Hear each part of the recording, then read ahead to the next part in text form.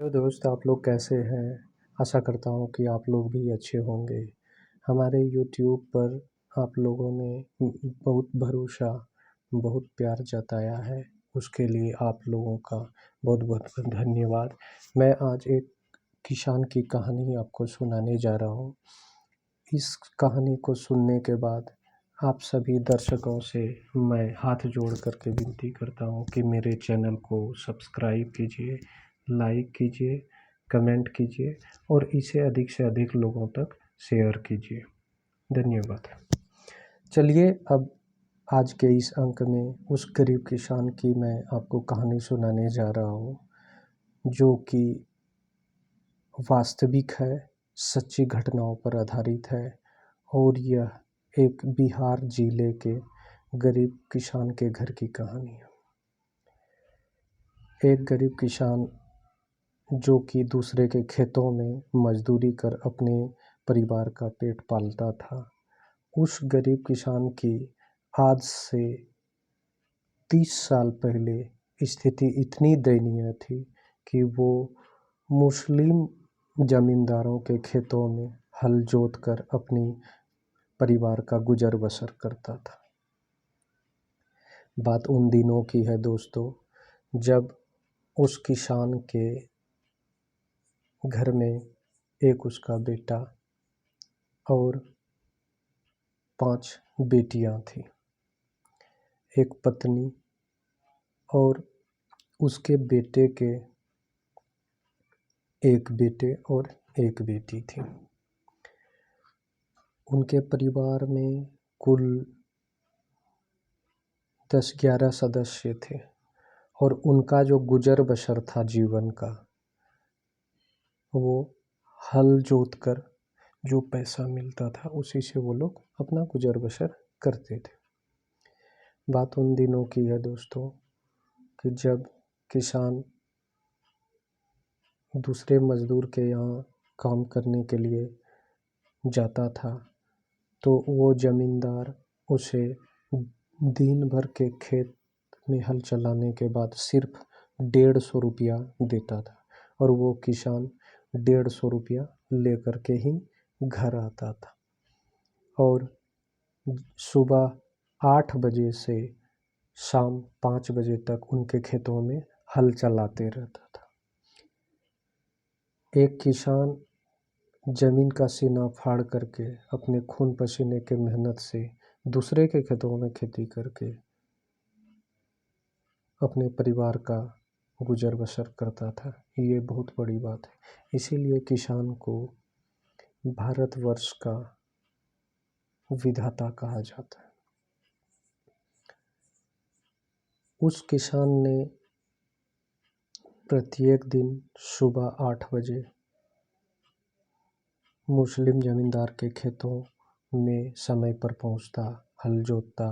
हल जोतने के बाद शाम को जब आता तो उसे मात्र 150 रुपये मिलते थे। उसी 150 रुपये में उन्हें 11 परिवारों का पेट पालना पड़ता था। आपको ये जानकर आश्चर्य होता होगा कि जब 1:30 बजता था खाने के समय में उस किसान को सिर्फ चूड़ा, सत्तू और दाल मोठ मिलता था। कभी कभी वो किसान आधा पेट खाता और वो बचा करके अपने पोते के लिए लाता था। उनका जो बड़ा बेटा था वो थोड़ा इलेक्ट्रिशियन माइंड का था, तो कभी कुछ करता था।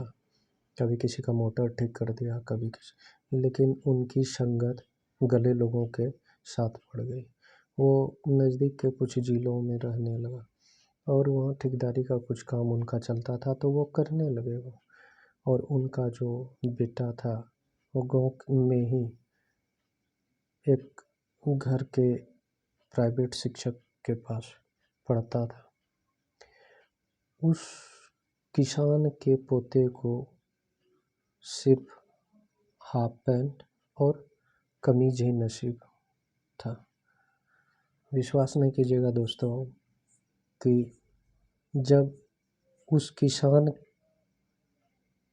के पोते का मैट्रिक एग्ज़ाम देने का बारी आया तो उस किसान ने दिन भर खेतों में हल चलाया, करीबन 5 दिन। फिर उस किसान ने अपने पोते को 750 रुपया दिया। तब उसके पोते ने मैट्रिक परीक्षा का फॉर्म भरा और उस फॉर्म भरने के बाद उन्होंने एग्ज़ाम दिया।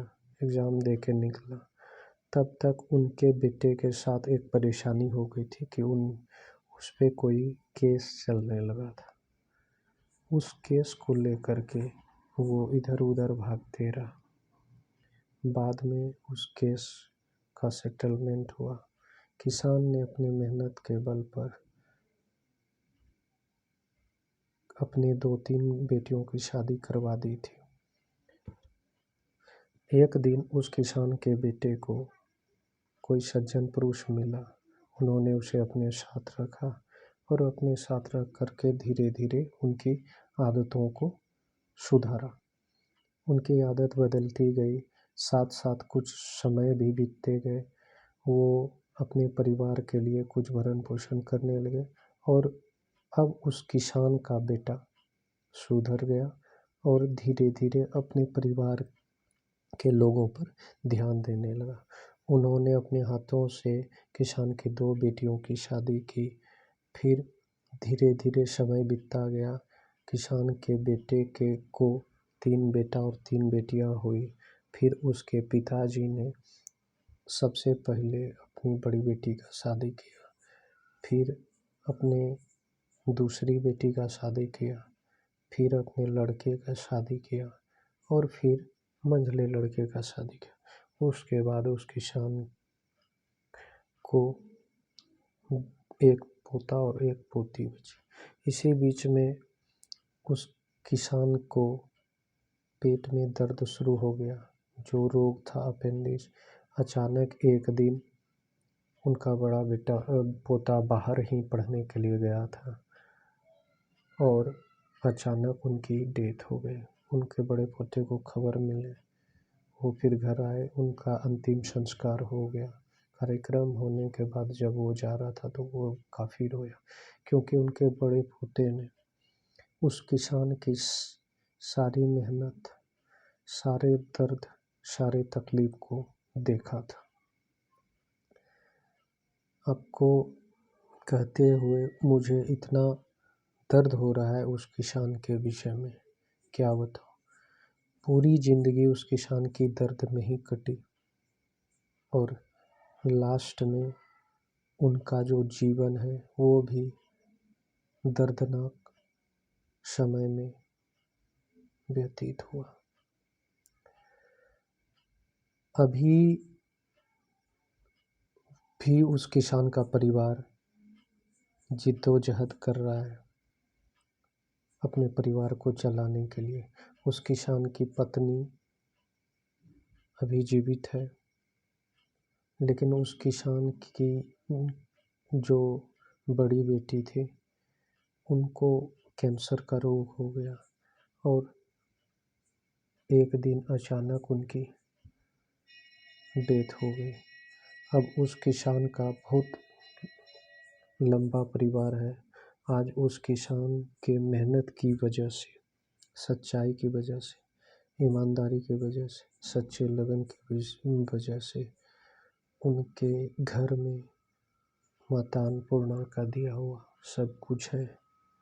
और उस किसान का बड़ा पोता भी अपने किसी जगह काम कर रहा है, उसका दूसरा पोता भी काम कर रहा है। और सबसे बड़ी खुशी की बात यह है कि उस किसान की जो बड़ी पोती थी उनका सरकारी जॉब हो गया है। उसके नक्शे कदम और उसकी मंझली पोती का जो हस्बैंड है उनका भी सरकारी जॉब है। तो धीरे धीरे उस किसान के आशीर्वाद से सभी लोग सुखी संपन्न हो रहे हैं। तो इस कहानी से ये पता चलता है दोस्तों कि ज़िंदगी में कितनों भी दुख तकलीफ हो, हिम्मत नहीं हारना चाहिए और ईश्वर की भक्ति करते हुए श्रद्धा और सब्र रखते हुए आगे बढ़ना चाहिए। कहा भी गया है शिरडी के साईं भगवान का एक ही मूल मंत्र है कि श्रद्धा, सब्र रखते हुए ईश्वर पर विश्वास करो, मालिक तुम्हें ज़रूर कामयाब बनाएगा। धन्यवाद दोस्तों। इस कहानी से जो भी सीख मिलती है उसे आप अधिक से अधिक लोगों तक पहुंचाएं और इस कहानी को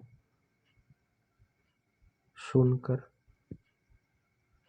अपने जीवन में इस घटना का अमल करें और इस वीडियो को अधिक से अधिक शेयर कीजिए, लाइक कीजिए, कमेंट कीजिए और सब्सक्राइब भी कीजिए। धन्यवाद दोस्तों।